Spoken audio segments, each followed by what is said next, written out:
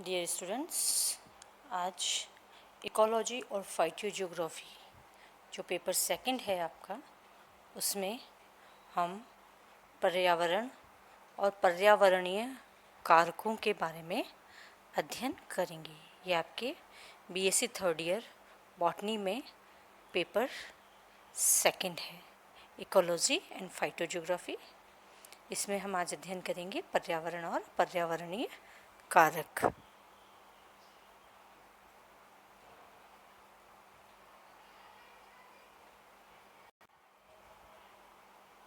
सबसे पहले हम देखते हैं कि पर्यावरण क्या है।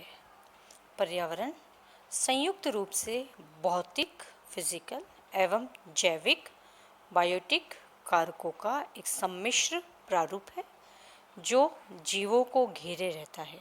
मतलब पर्यावरण एक कॉम्प्लेक्स है, एक मिक्सचर है। किसका? एक तो भौतिक कारक, जितने भी फिजिकल फैक्टर्स है उनका, जितने भी भौतिक कारक संसार में उपस्थित है उनका, और जितने भी जैविक कारक उपस्थित हैं उन दोनों को मिला के जो सम्मिश्रण बनता है, जो मिक्सचर बनता है, उसको हम पर्यावरण कहते हैं। और जो कि जीवों को घेरे रहता है। पर्यावरण शब्द का आपने देखा होगा, परि प्लस आवरण, मतलब जो उसको चारों ओर से घेरे रहता है। भौतिक और बायोटिक जो जैविक कारक हैं उनको चारों तरफ से घेरे रहता है, वह पर्यावरण है। ये परिस्थिति से कोई भी कारक या बाहरी कारक सजीवों के जीवन चक्र को प्रत्यक्ष या परोक्ष रूप से प्रभावित कर सकते हैं और इन सभी कारकों को पर्यावरणीय कारक कहा जा सकता है। इन दोनों कारकों की परिस्थिति से जैसे जैसे जैविक जो पदार्थ हैं उनकी जो जीवन चक्र है उनको प्रत्यक्ष या परोक्ष रूप से, ये जो फिजिकल फैक्टर्स हैं, ये जो भौतिक कारक हैं, वो उनको प्रत्यक्ष या परोक्ष रूप से निश्चित रूप से प्रभावित करते हैं। अतः इन सभी कारकों को पर्यावरणीय कारक कहा जाता है। समग्र रूप से पर्यावरण को जैवमंडल भी कहा जाता है, जो कि जल या जलमंडल, थल या स्थलमंडल और वायु अथवा वायुमंडल के सजीव हिस्सों का कुल योग होता है। ठीक है, पहले हमने पर्यावरण देखा जो कि फिजिकल और बायोटिक दोनों का एक सम्मिश्रण है और जो कि जीवों को चारों तरफ से घेरे रहता है। ये कारक प्रत्यक्ष या अप्रत्यक्ष रूप से सजीवों के जीवन चक्र को प्रभावित करते हैं। इसलिए इनको एनवायरमेंटल फैक्टर्स या पर्यावरणीय कारक कहा गया है। समग्र रूप से पर्यावरण को बायोस्फीयर या जैवमंडल भी कहा जाता है, जिसके मुख्य 3 घटक बताए गए हैं। जलमंडल, जिसको इंग्लिश में हाइड्रोस्फीयर कहते हैं, थलमंडल, जिसको कि इंग्लिश में लिथोस्फीयर कहते हैं, एवं तीसरा जो है वह वायुमंडल है, जिसको हम एटमॉस्फेयर कहते हैं। तो ये कुल मिलाकर क्या बनाते हैं? जैवमंडल। ये कुल सजीवों का कुल योग होता है, सजीव हिस्से का कुल योग होता है, जिसको हम बायोस्फीयर भी कहते हैं। वस्तुतः पर्यावरण में विद्यमान सभी कारक आपस में मिलकर सजीवों को निरंतर प्रभावित करते रहते हैं। पर्यावरण में जितने भी कारक हैं वो सब सजीवों को निरंतर प्रभावित करते रहते हैं। इस प्रकार संयुक्त रूप से सभी कारकों द्वारा पृथ्वी पर उपलब्ध जीवन को प्रभावित करने की प्रवृत्ति को होलिस्टिक अप्रोच ऑफ एनवायरनमेंट या समग्रतात्मक दृष्टिकोण भी कहा गया है। अर्थात विभिन्न सजीवों को सभी कारक न्यून रूप में या अधिक रूप में, एक साथ या संयुक्त रूप में प्रभावित करते हैं। यहाँ पर पर्यावरण को परिभाषित किया है और जैवमंडल के बारे में बताया गया है। पहले पर्यावरण क्या है? कॉम्प्लेक्स मिक्सचर है फिजिकल और बायोटिक, भौतिक और जैविक कारकों का। जैवमंडल क्या है? यह जल मंडल, स्थल मंडल और वायुमंडल के सजीव हिस्सों का भाग है। पर्यावरण में जितने भी कारक उपस्थित होते हैं, जितने भी कारक विद्यमान हैं, वो सब सजीवों के जीवन चक्र को प्रत्यक्ष या अप्रत्यक्ष रूप से प्रभावित करते हैं। इसीलिए इसकी जो सूची है इसकी जो प्रवृत्ति है प्रभावित करने वाली, इसको समग्रात्मक दृष्टिकोण के नाम से भी जाना जाता है। होलिस्टिक अप्रोच ऑफ एनवायरनमेंट भी इसको कहा जाता है।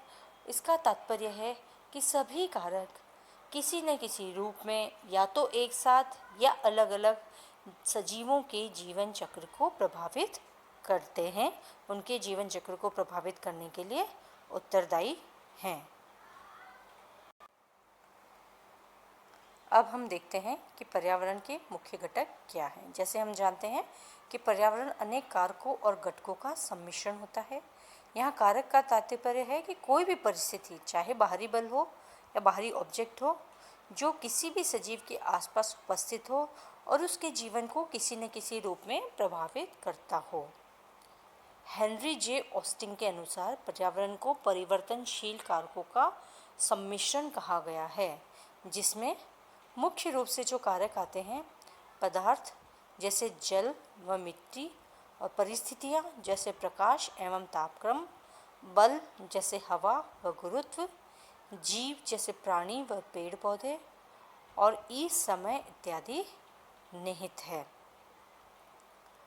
वैसे आधुनिक परिस्थिति वैज्ञानिकों के अनुसार पर्यावरण के विभिन्न घटकों को दो मुख्य भागों में बांटा जा सकता है। जो पर्यावरण के घटक हैं वो कौन से घटक हैं? वो कोई भी बाह्य घटक हो सकते हैं जो कि पर्यावरण को प्रभावित करते हैं, और उसके साथ साथ सजीवों की जीवन प्रक्रिया को भी प्रभावित करते हैं। पहले उनको बाहरी बल या एक्सटर्नल फैक्टर्स या एक्सटर्नल ऑब्जेक्ट्स या बाह्य पदार्थ के रूप में जाना जाता था। जब उसके बाद हेनरी जे स्टिंग्स ने 1948 में उन्होंने पर्यावरण को परिवर्तनशील कारकों का सम्मिश्रण कहा है, और उन्होंने इसको मोटे मोटे तौर पर 5 भागों में बांटा है। सबसे पहला भाग है पदार्थ, जिसके अंदर उन्होंने जल व मिट्टी को लिया है। परिस्थितियाँ जैसे प्रकाश और तापक्रम। तीसरे नंबर पे है बल, पर्यावरणीय बल, जिसमें हवा व गुरुत्वाकर्षण बल को इन्होंने शामिल किया है। चौथा है डी फैक्टर, जिसमें है जीव जंतु आते हैं, जिसके अंदर पौधे, प्राणी इत्यादि सम्मिलित हैं। और पांचवा है समय भी पर्यावरणीय फैक्टर के अंदर निहित है। तो इस तरह से 5 मुख्य भागों में बांटा गया है। परंतु आधुनिक परिस्थितिकी वैज्ञानिकों ने पर्यावरण को जितने भी ऊपर जो घटक मेंशन्ड हैं, जो 5 घटकों में बांटा गया है, उनको मुख्य तौर पर 2 घटकों में, 2 मुख्य भागों में बांट दिया गया है। नंबर 1 है जैविक घटक और नंबर 2 है अजैविक या भौतिक घटक। जो नंबर 1 है उसमें जो आपका डी वाला भाग है, जीव जैसे प्राणी व पेड़ पौधे आ जाएंगे। और नंबर 2 जो है अबायोटिक या फिजिकल कंपोनेंट्स, जो अजैविक या भौतिक घटक है, उसमें शेष सभी उसके अंदर सम्मिलित होंगे, जैसे जल, मिट्टी, प्रकाश, तापमान, हवा, गुरुत्वाकर्षण, समय इत्यादि। ये सब भौतिक घटकों के अंदर आ जाते हैं। तो ये अनुमान लगाया गया है कि जैविक घटकों में सभी सजीव इकाइयाँ जैसे प्राणी, पेड़ पौधे और सूक्ष्मजीव इत्यादि शामिल है, और अजैविक घटकों में जल, मृदा, तापक्रम, वायु इत्यादि को सम्मिलित किया गया है। पर्यावरण के विभिन्न घटक दैनिक एवं वार्षिक चक्रों में परिभ्रमण करते हैं। जितने भी घटक हैं वो दैनिक भी उनका चक्रीय चक्र चलता रहता है, और वार्षिक चक्र भी इनका चलता रहता है, जैसे दिन रात का होना या वर्षा का वार्षिक चक्र।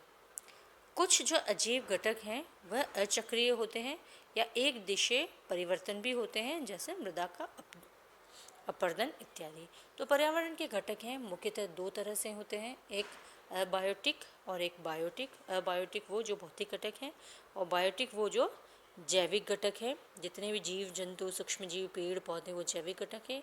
उसके अलावा जितने भी फैक्टर्स हैं वो सब अजैविक घटक के अंदर आते हैं। अजैविक घटक किसी न किसी रूप में जैविक घटक को प्रभावित करते हैं, उसकी क्रियाकलापों को, उसके जीवन चक्र को प्रभावित करते हैं। कुछ जो अजैविक घटक हैं वो दैनिक और वार्षिक साइकिल के रूप में, चक्र के रूप में उपस्थित होते हैं, और कुछ केवल अचक्रीय या एक दिशेई होते हैं, जिनका चक्र नहीं होता है।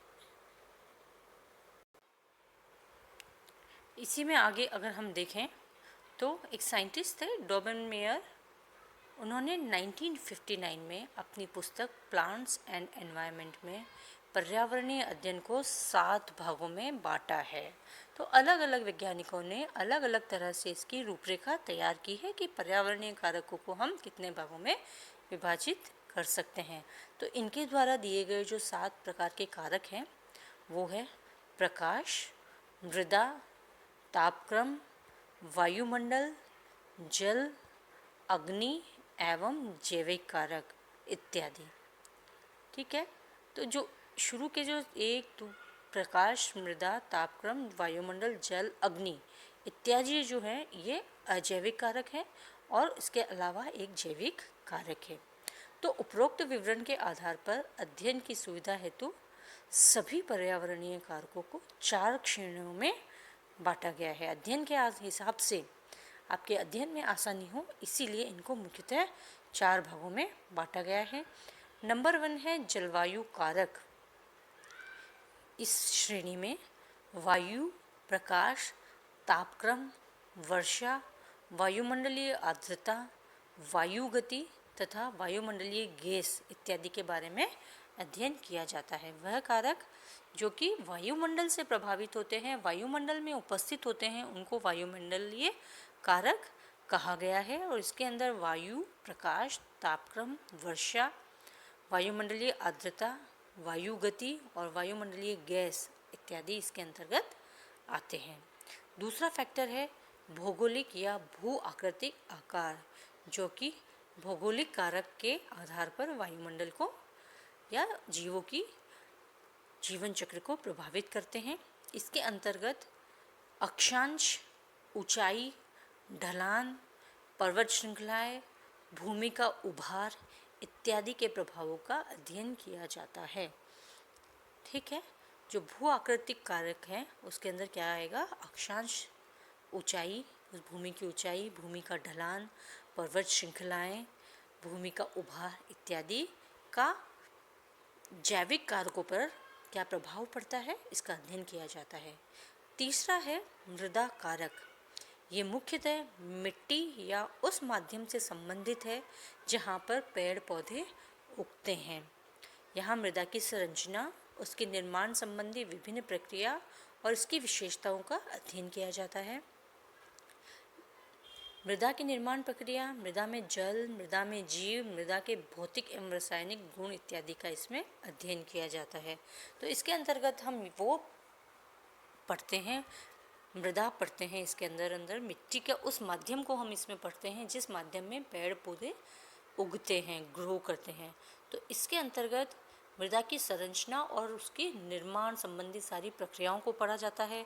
मृदा के अंदर वायु की कंडीशन क्या है, उसके अंदर जल कितना है, उसके अंदर जीवित जो जीव जंतु कितने हैं, है ना, और उसका भौतिक और रसायन गुण क्या है, उसका भौतिक कॉन्स्टिट्यूशन, फिजिकल जो है कंपोनेंट्स वो क्या है, उसमें केमिकल कंपोनेंट्स क्या है, उसमें उसके अंदर ह्यूमस अमाउंट कितना होता है ना, उसकी निर्माण प्रक्रिया वो किस तरह की निर्माण प्रक्रिया के अधीन है, किस तरह से वो बनी है, उसके अंदर जल ग्रहण करने की क्षमता कितनी है इत्यादि कारकों को मृदा कारक के अंतर्गत अध्ययन किया जाता है। फिर है चौथा जैव कारक। इसके अंतर्गत पर्यावरण में उपस्थित सभी सजीवों, क्रमशः प्राणी, पेड़ पौधे, सूक्ष्म जीव इत्यादि को इसके अंतर अध्ययन किया जाता है। और इस अध्ययन में हम इनके वातावरणीय कारकों के साथ परस्पर संबंध का अध्ययन करते हैं। इसके वातावरण की पारस्परिक क्रियाओं का अध्ययन किया जाता है। जो जैव कारक है वो उपरोक्त 3 कारकों के साथ किस तरह से अंतर संबंध बनाते हैं, किस तरह से उनके साथ क्रिया करते हैं, किस तरह से उनका प्रभाव इन पर पड़ता है, इसका हम अध्ययन करते हैं। तो ये हम कह सकते हैं कि उपरोक्त सभी कारक मिलकर पर्यावरण का निर्माण करते हैं और हमारी धरती पर पाए जाने वाले समस्त सजीवों को निरंतर प्रभावित करते रहते हैं। तो ये जो डॉबन मेयर द्वारा दिए गए जो कारक हैं 7 फैक्टर्स, उनको अध्ययन की सुविधा के हिसाब से 4 मुख्य भागों में बांटा गया है। पहला जलवायु कारक जो कि वायुमंडल में उपस्थित है और जलवायु परिवर्तन से संबंधित है। इसमें वायु, प्रकाश, तापक्रम, वर्षा, वायु की गति, वायुमंडल में उपस्थित गैस इत्यादि आते हैं। दूसरा है भू आकृतिक या भौगोलिक, पहाड़, नदी, पठार, ढलान, ऊंचाई, अक्षांश, पर्वत श्रृंखलाएं इत्यादि इसमें आते हैं।